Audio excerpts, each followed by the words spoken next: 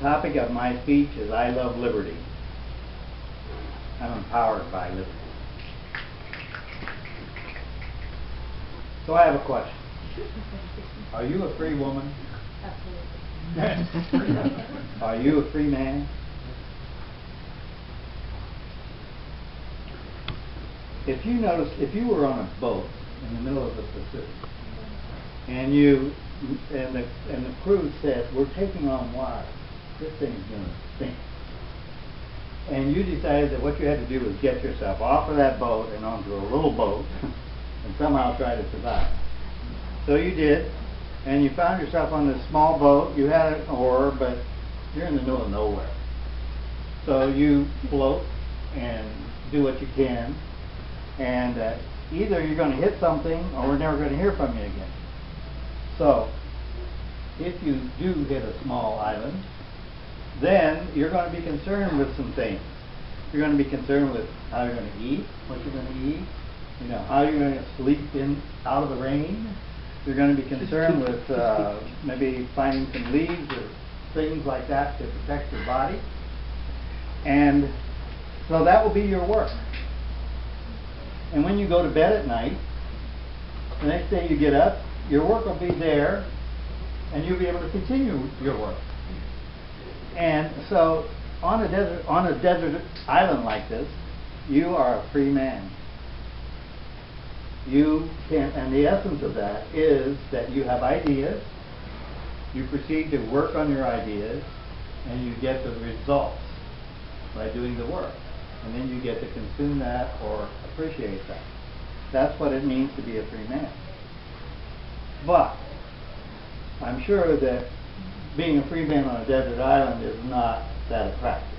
That's not really our problem. Our problem is, how do you be a free man when you're living among other men, other people? So, in history, mostly men have been tribal men.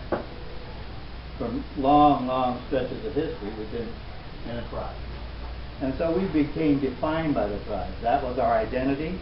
That's how we got our power. That's how we had our status. The whole thing was determined by the tribe. And we were as good as the tribe was good.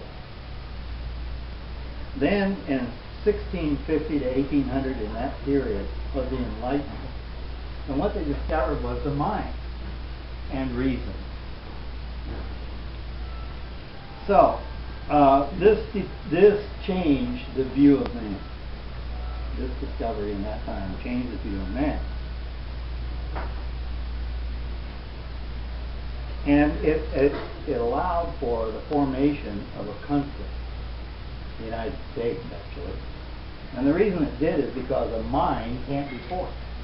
If you don't understand that 3 + 5 is 8, I can't force it. You have to grasp that yourself. I can show you some things, but it's not until you grasp it yourself. So it's the fact that a mind can't be forced that is the source of freedom. And that is what forced the United States to come into existence.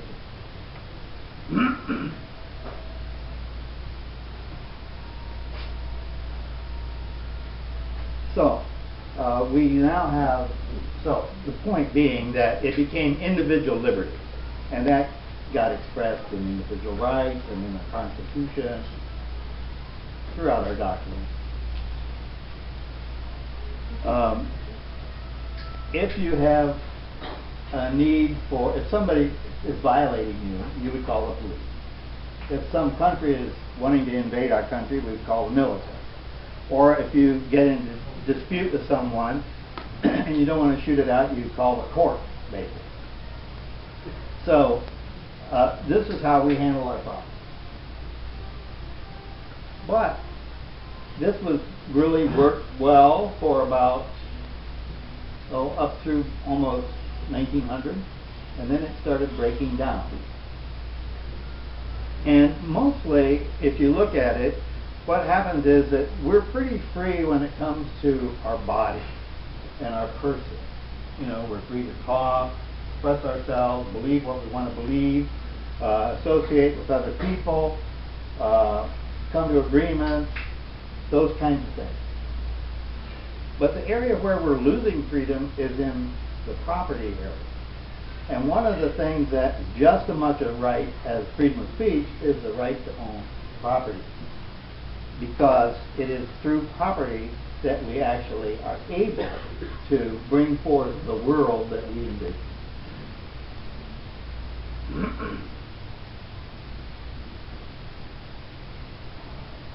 So, this is breaking down through regulating and taxation.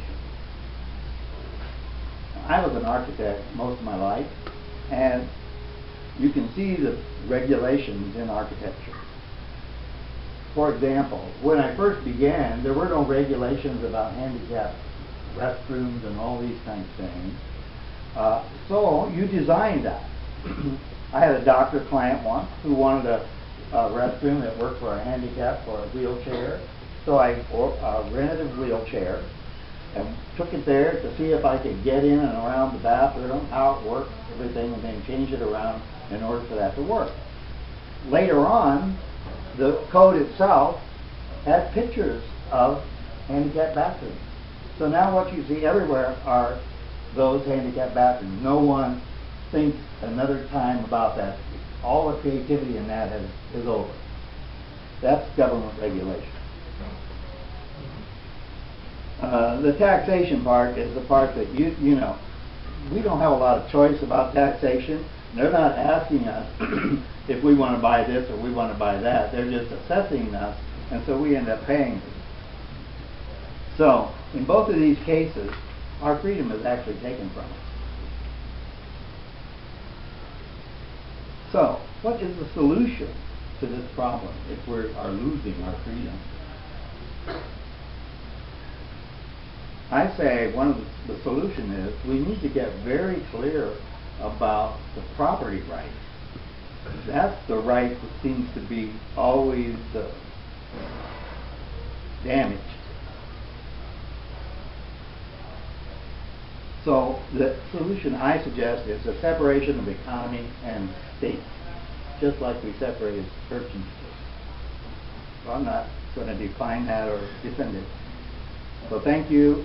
I see the time is up, and thank you, Toastmasters.